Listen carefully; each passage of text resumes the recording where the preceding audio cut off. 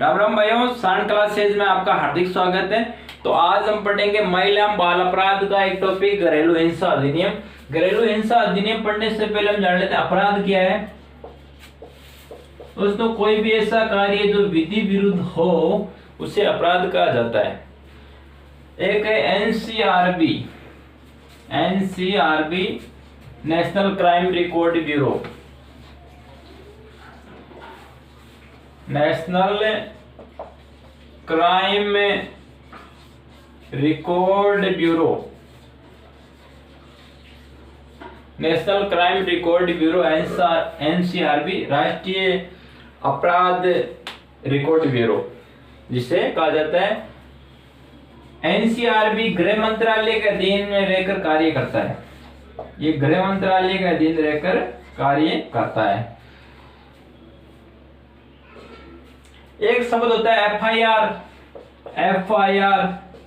FIR का मतलब होता है फर्स्ट इंफॉर्मेशन रिपोर्ट।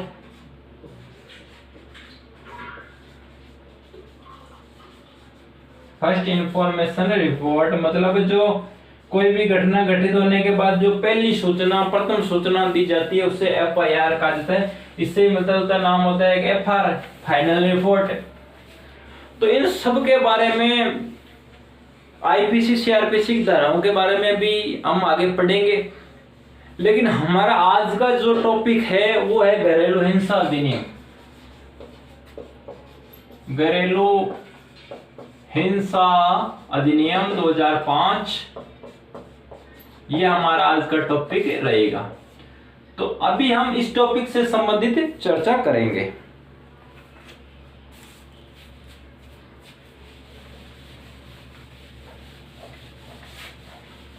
दोस्तों, घरेलू हिंसा क्या है? अगर कोई स्त्री पर जो अत्याचार होता है उसे कई देश, जैसे अखबार में हम पढ़ते हैं, केरोसिन से जलाकर मार दिया जाता है या कई अन्य कोई बहाना लेकर हत्या कर दी जाती है। तो इस पर जो अत्याचार होता है महिलाओं पर, उस अपराध को रोकने के लिए, उस अत्याचार को रोकने के लिए दोस्तों घरेलू हिंसा अधिनियम 2005 आया। घरेलू हिंसा अधिनियम 2005 ये पारित हुआ दोस्तों 13 सितंबर 2005 को। 13 सितंबर 2005 को ये पारित हुआ और लागू, ये तो 13 सितंबर को तो पारित हुआ और ये लागू हुआ दोस्तों 26 अक्टूबर 2006 को। 26 अक्टूबर 2006 अधिनियम 2005 के घरेलू हिंसा अधिनियम 2005, लेकिन लागू कब हुआ? महत्वपूर्ण बात इसमें याद रखना ये है, घरेलू हिंसा अधिनियम 2005 लागू हुआ 26 अक्टूबर 2006 को। पारित अगर डेट याद रहे या नहीं रहे कोई जरूरी नहीं, लेकिन लागू हुआ 26 अक्टूबर 2006 को, जिसे 13 सितंबर 2005 को पारित हुआ। 13 दूनी 26, मतलब इससे डबल, और सितंबर से अगला महीना अक्टूबर, ऐसे याद हो सके तो ऐसे याद कर लेना। मतलब 26 अक्टूबर 2006 को ये घरेलू हिंसा अधिनियम पारित हुआ। इसमें उस समय जेके जम्मू कश्मीर में लागू नहीं हुआ, जेएंडके में लागू नहीं हुआ। जेएंडके में लागू हुआ दोस्तों 31 अक्टूबर 2019 को। 31 अक्टूबर 2019 को जेएंडके में ये 31 अक्टूबर 2007 को ये जेएंडके में लागू हुआ था। ये था घरेलू हिंसा अधिनियम। मतलब पारित कब हुआ, कब लागू हुआ, जेएंडके में कब लागू हुआ, इससे संबंधित। अब घरेलू हिंसा अधिनियम की विभिन्न धाराएं हैं, उन धाराओं के बारे में हम अध्ययन करेंगे। तो धारा एक तरह से और रटने का काम है हालांकि, लेकिन उसमें भी हम कोशिश करेंगे कोई ट्रिक बने या कोई शॉर्ट तरीका, सीधा तरीका बने, तो भी उसके लिए हम प्रयास करेंगे। तो घरेलू हिंसा अधिनियम की प्रस्तावना है धारा 1 व 2। घरेलू हिंसा अधिनियम की प्रस्तावना है धारा 1 व 2, मतलब सेक्शन 1 व 2 में इसकी परिभाषा है। और घरेलू हिंसा अधिनियम प्रस्तावना 1 व 2 में, और इसकी परिभाषा है सेक्शन 3 में, धारा 3 में। सेक्शन 3 में, सेक्शन या धारा एक ही बात है, घरेलू हिंसा अधिनियम की प्रस्तावना, मतलब घरेलू हिंसा अधिनियम की जो प्रस्तावना है धारा 1 व 2 में है, इसकी परिभाषा धारा 3 में है। और संरक्षण अधिकारी व सेवा प्रदाता की नियुक्ति, संरक्षण अधिकारी व सेवा प्रदाता की नियुक्ति, सेवा प्रदाता की नियुक्ति व कार्य, ये है धारा 4 से 11, ये है धारा 4 से 11। मतलब जो संरक्षण घरेलू हिंसा अधिनियम में जो महिलाओं को, महिला अगर पीड़ित है उसको संरक्षण देता है, उस अधिकारी के कर्तव्य और उस अधिकारी की नियुक्ति संबंधी प्रस्ताव सेक्शन धारा 4 से 11 में इसका प्रावधान है। और राहत कार्य के आदेश, महिला को राहत कार्य के लिए जो आदेश है, राहत कार्य के लिए आदेश वो है सेक्शन 12 से 24, मतलब धारा 12 से 24। और अन्य विविध धाराएं हैं धारा 30 से 37। ये तो था हमारी ऊपरी बातें। अब हम क्या करेंगे, इन धाराओं में जो महत्वपूर्ण या मुख्य सेक्शन धारा है उसको एक एक को लेकर पढ़ेंगे।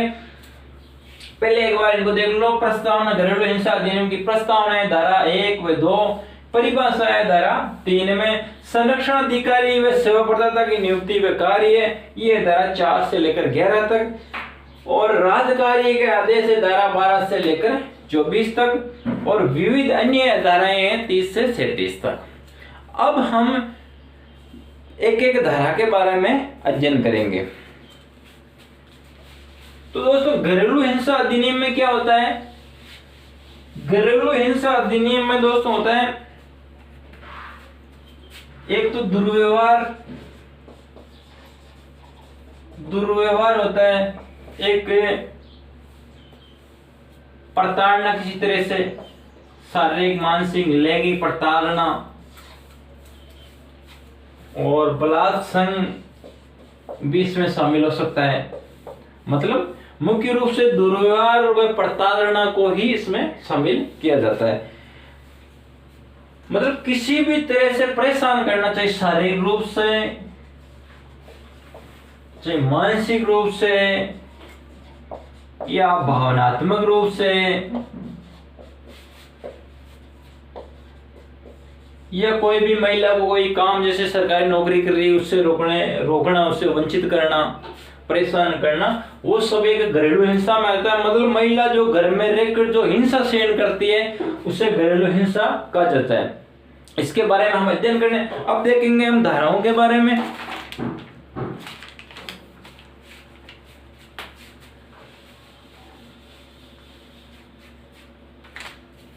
धारा 3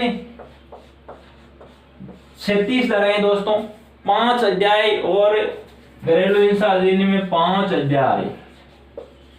राजस्थान पुलिस सिलेबस की दृष्टि से महिला एवं बाल अपराध का टॉपिक बहुत ही महत्वपूर्ण योगदान रखता है। मतलब बहुत कम समय का टॉपिक, ज्यादा नंबर का टॉपिक, मतलब अति महत्वपूर्ण है ये राजस्थान पुलिस के जो सिलेबस है उसके लिहाज से। तो इसके लिए हर विद्यार्थी को सबसे पहले इसी महिला बाल अपराध के टॉपिक को तो कंप्लीट करना चाहिए, क्योंकि एक छोटा लिमिट है टॉपिक और ज्यादा नंबरों का टॉपिक। 5 अध्याय और 37 धाराएं हैं इसमें घरेलू हिंसा अधिनियम में। धारा 3 घरेलू हिंसा अधिनियम की परिभाषा, घरेलू हिंसा अधिनियम की परिभाषा धारा 3। धारा 4 में दोस्तों संरक्षण अधिकारी की रिपोर्ट है। संरक्षण अधिकारी की रिपोर्ट, ये दोस्तों रटने लायक चीज है। संरक्षण अधिकारी की रिपोर्ट, कोई अगर सीधा याद करने का तरीका आपको उचित लगे तो आप खुद ट्रिक बना सकते हो, और या आप इसे कोई तरीका नहीं हो तो रट लीजिए, यही एकमात्र इसका समाधान है। धारा 4 में संरक्षण अधिकारी की रिपोर्ट। 5 में घरेलू हिंसा से जुड़ी जानकारी पीड़ित व्यक्ति को उपलब्ध कराना।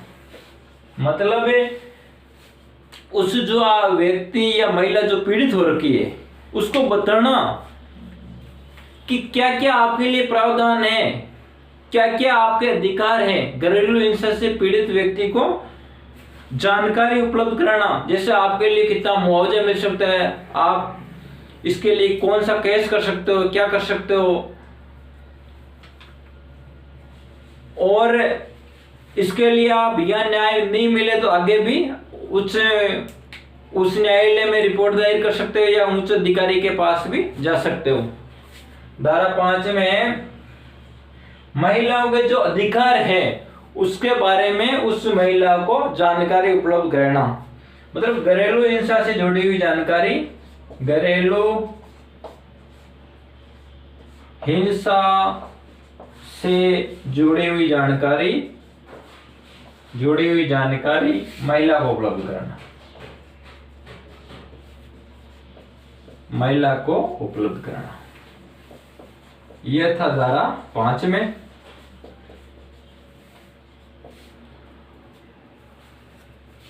धारा 1 में हमने देखा, धारा 1 में इसका संक्षिप्त परिचय दोस्तों, धारा 1 में इसका संक्षिप्त परिचय है।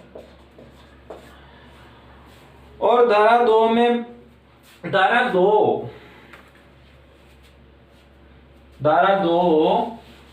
2 में उसको मजिस्ट्रेट के सामने लाकर पेश करना।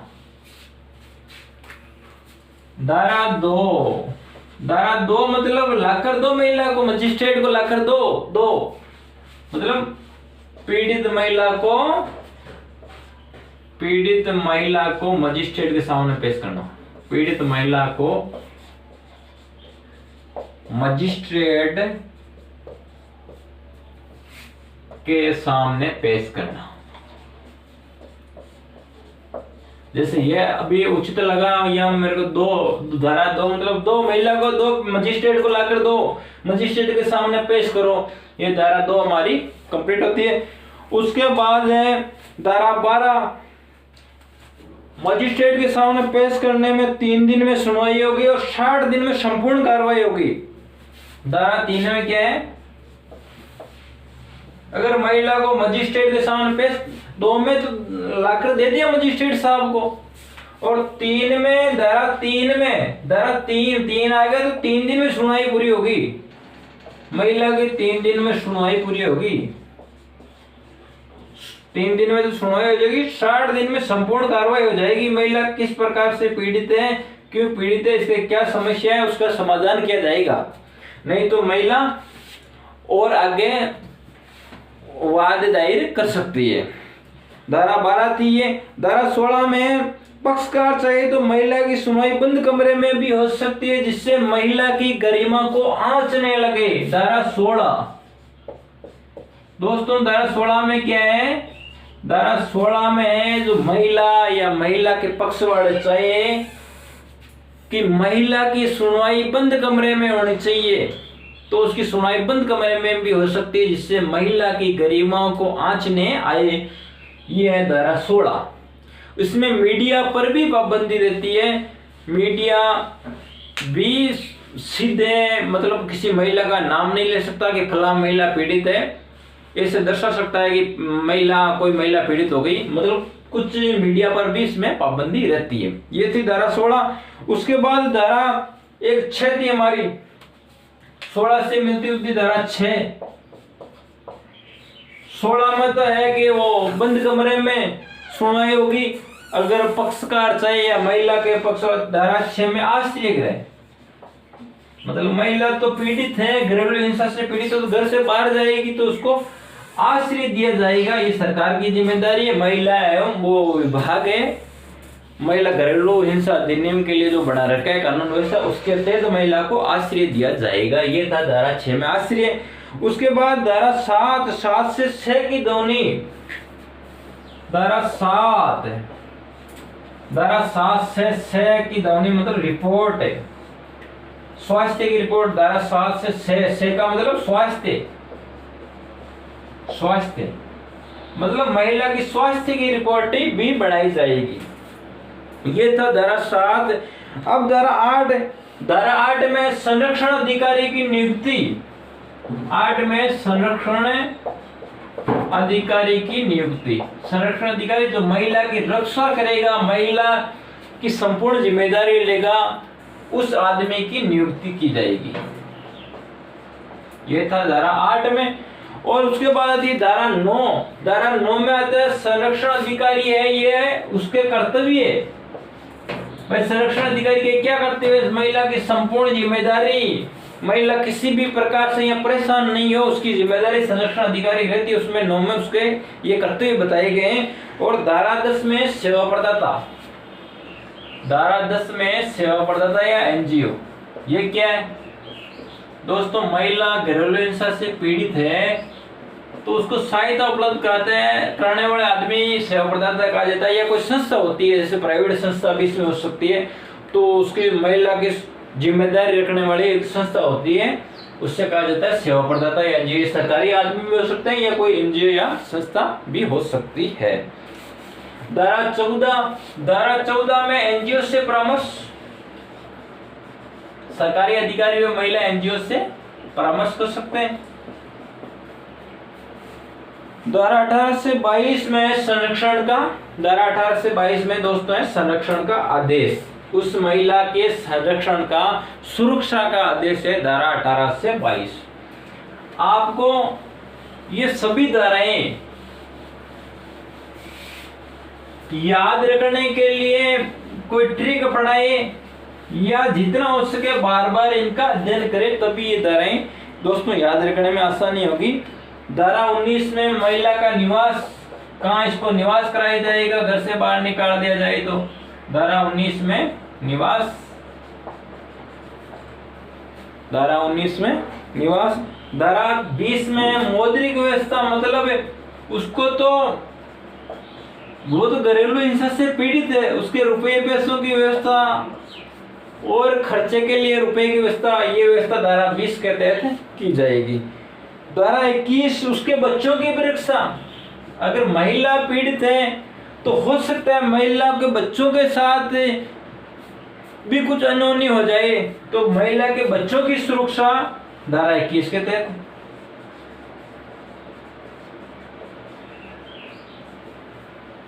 धारा 22 में क्षतिपूर्ति का आदेश, महिलाओं को जितना नुकसान हुआ उसकी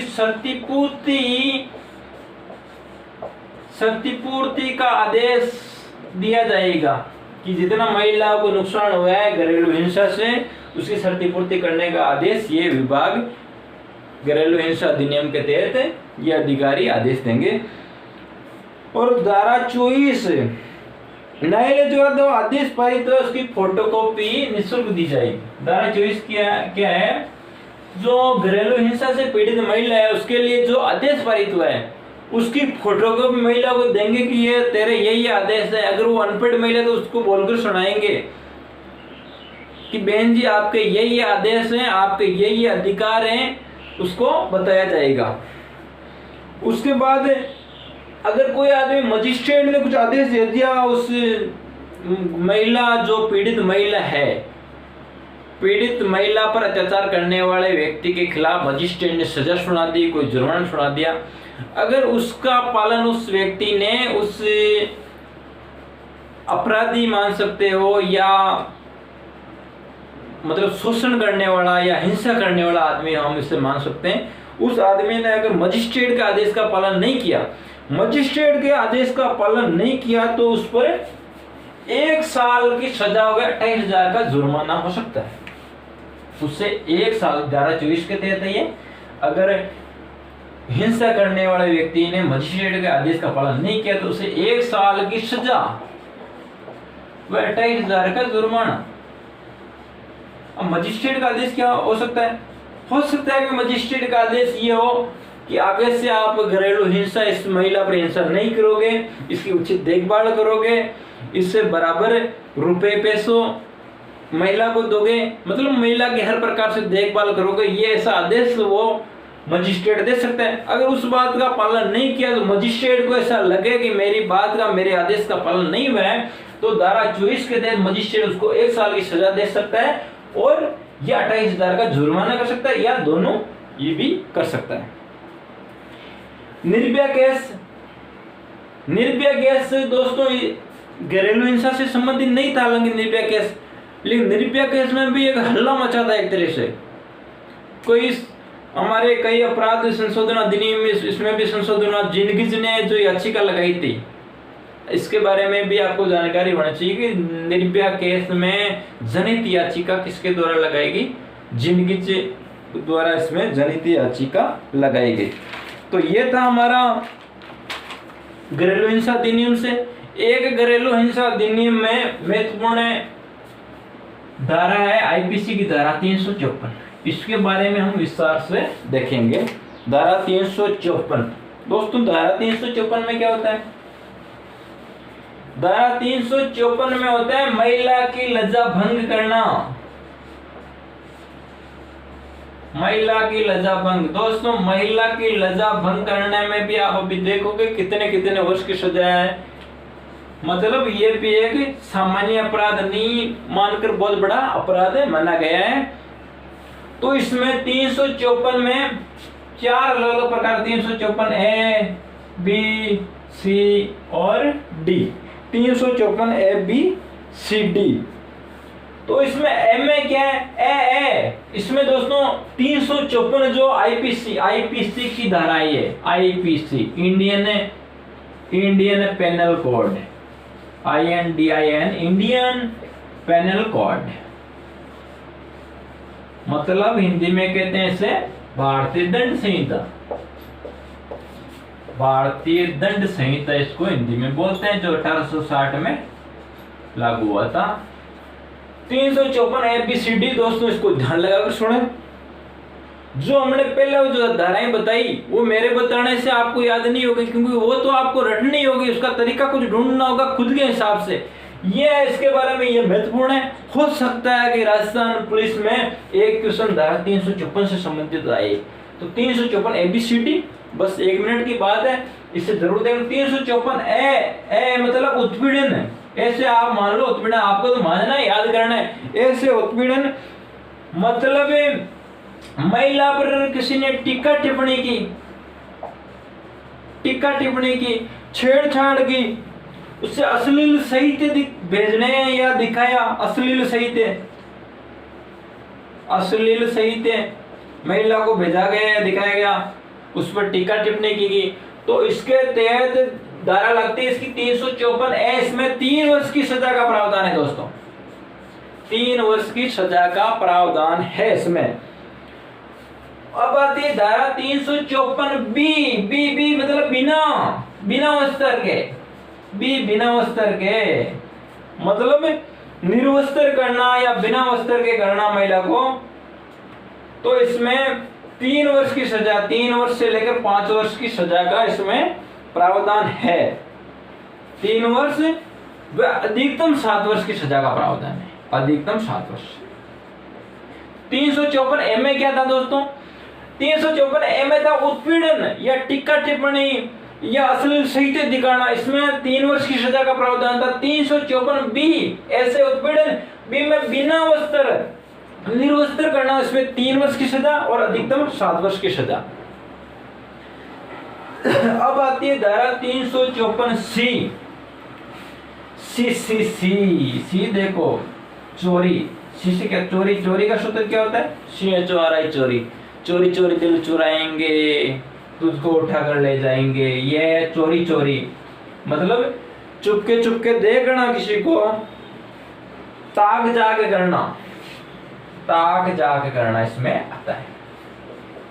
ताक जाग करना भी एक अपराध माना गया है। इसमें 1 वर्ष व अधिकतम 3 वर्ष की सजा का प्रावधान है। 1 वर्ष व अधिकतम 3 वर्ष की सजा का प्रावधान है, अधिकतम 3 वर्ष की सजा का प्रावधान है। लेकिन अगर पुनः रिपीट हो गया तो 3 वर्ष से लेकर 7 वर्ष की सजा हो सकती है। सी 354 सी मतलब चाक जांग, चोरी जो दिल चोराई वो बात की। जैसे हमारे को याद रखना है, कैसे भी आप करो, मतलब ताक जांग करे तो उसके लिए 1 वर्ष व अधिकतम 3 वर्ष की सजा का प्रावधान है। लेकिन ये ताक जांग पुनः रिपीट हो गई, पुनः ताक जांग कर ली तो ये सजा 3 वर्ष से लेकर 7 वर्ष तक हो जाएगी। ये वो बात हो गई 354C दोस्तों। अब 354D क्या है? 354D है किसी का पीछा करना, किसी महिला का पीछा करना या उसे मेल पर माध्यम से प्रश्न पूछना, क्या हेलो हमारे से दोस्ती करोगे, तो वो 354D में आता है। उसमें 3 वर्ष की सजा है और दोबारा रिपीट होने पर 7 वर्ष की सजा का प्रावधान है। दोस्तों ये आपको सजा याद रही है नहीं रही, लेकिन याद रखना है कि 354A में क्या है, B में क्या है, C में क्या है, D में क्या है।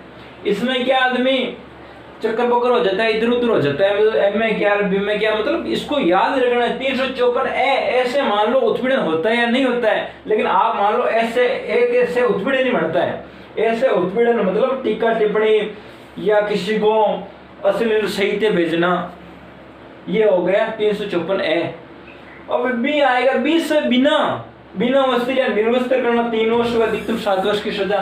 सी मतलब सी का वो तरीका पता है आपको, चोरी चोरी दिल चुराएंगे, मैं चुपके चुपके देखना 1 वर्ष व अधिकतम 3 वर्ष, लेकिन पुनः रिपीट हुआ तो 3 साल से लेकर 7 वर्ष की सजा। डी में मतलब पीछा करना किसी महिला का, उसमें 1 वर्ष से लेकर 3 वर्ष की सजा का प्रावधान है, अधिकतम पुनः रिपीट होने पर 7 वर्ष की सजा का प्रावधान है। ये थी हमारी धारा 354 और ये हमारा टॉपिक था घरेलू हिंसा अधिनियम से संबंधित। जय हिंद, जय भारत, राम राम साहब।